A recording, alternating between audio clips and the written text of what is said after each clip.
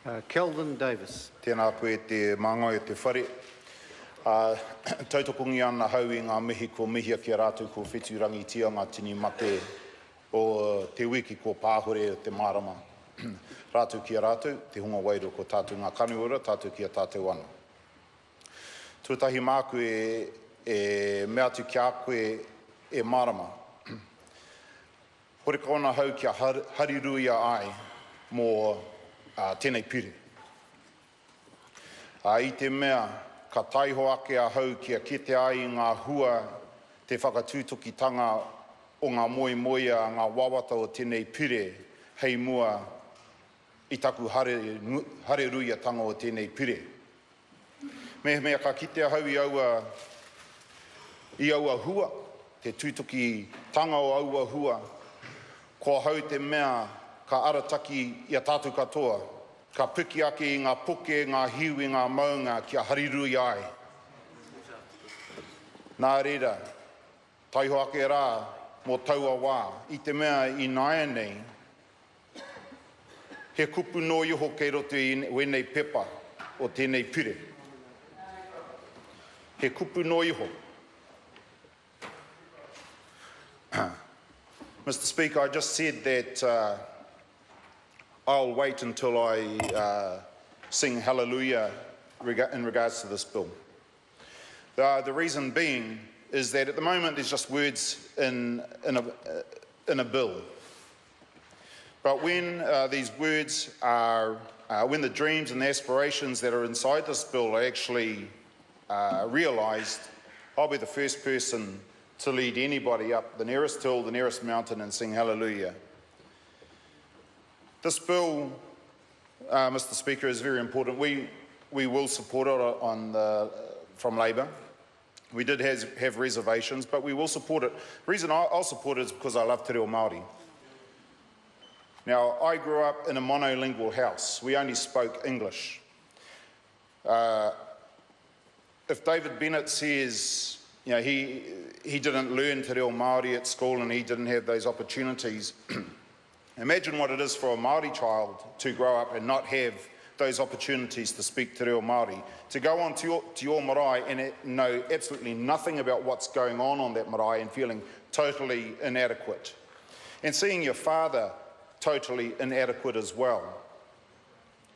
Imagine, you know, the shame that we felt, which is one of the reasons why when I hit third form, I took te reo Māori, and I was lucky to have a fantastic teacher by the name of Charles Berryman, who started me on the path. For some reason, his method of teaching clicked with me, and going from somebody at the age of 13 entering high school and barely being able to say kia ora, to actually only getting one bursary subject, and that was Māori, 5 years later, is a testament to the fact that it can happen, that we can go from being monolingual to bilingual.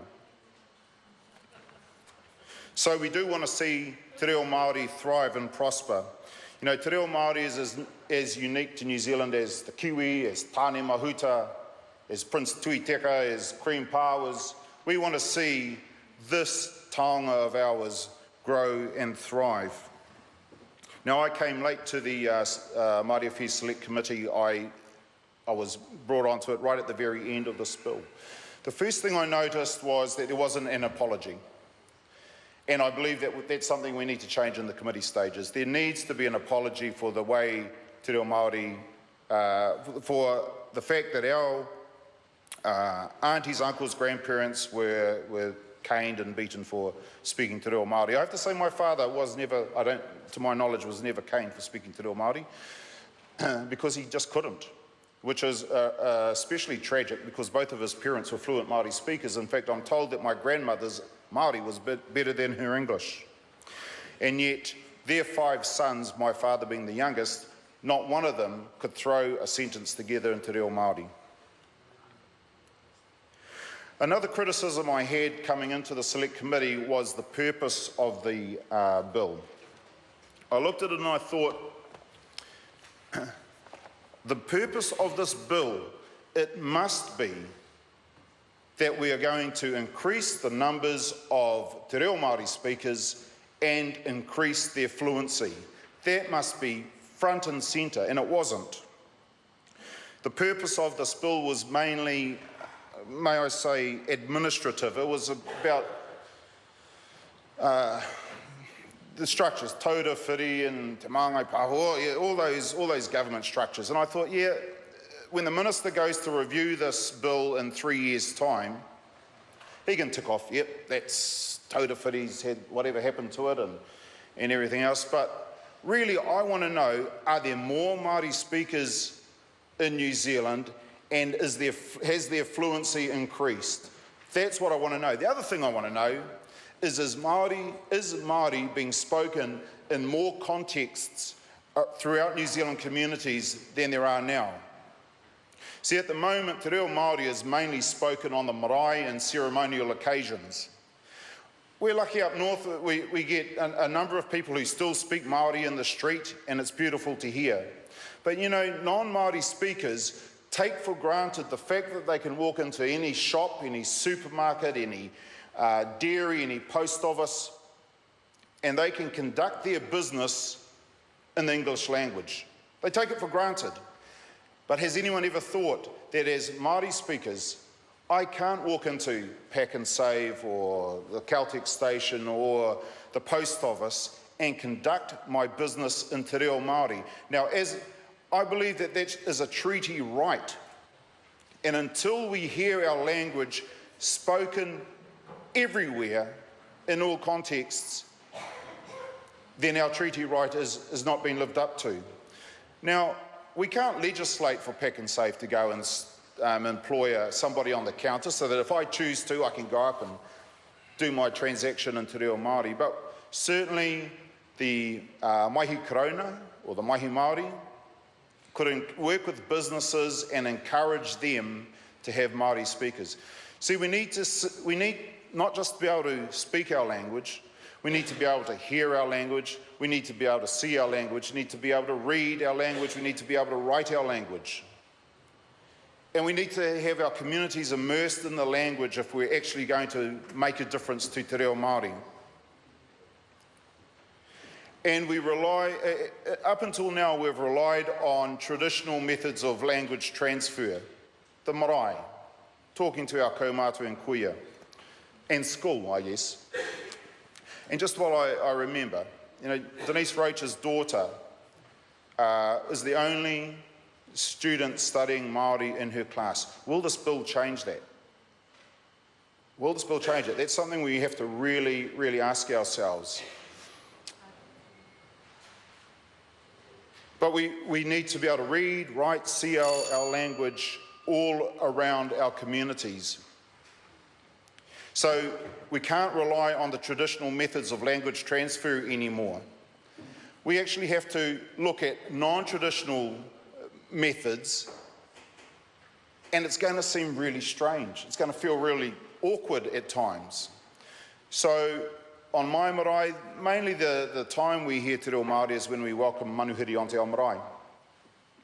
We're going to have to look at things such as a Trivial Pursuits night in te reo Māori, where we conjure up these contexts where we can have a lot of fun and games and talking and speaking in te reo Māori.